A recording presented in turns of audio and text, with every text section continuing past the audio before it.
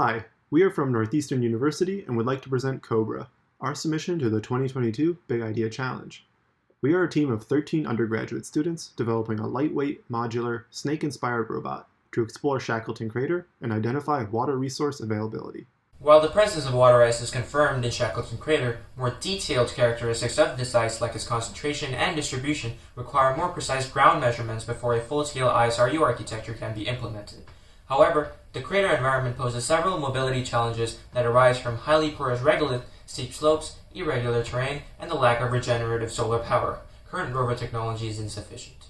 Our solution is the crater-observing bio-inspired rolling articulator, or COBRA. COBRA combines slithering and tumbling locomotion into one system.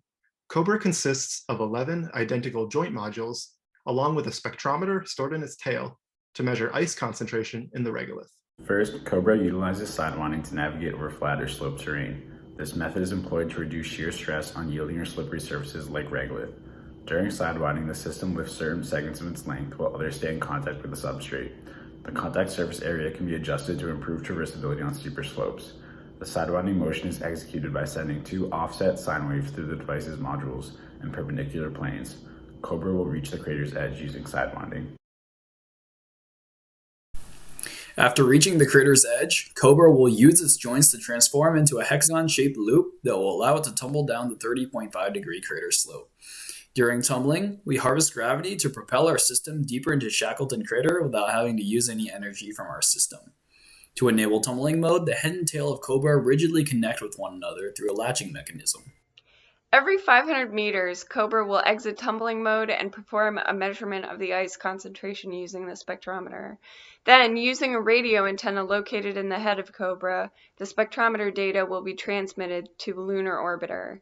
Then the system will transform into tumbling mode again and continue down the slope until it reaches the bottom, where it can perform more measurements until it runs out of power. For verification testing, we will create an adjustable slope testing bed to experiment with tumbling and sidewinding. We will test Cobra on analog materials such as sand and regolith simulants. Our testing will also include water immersion techniques to simulate the effects of lunar gravity on mobility.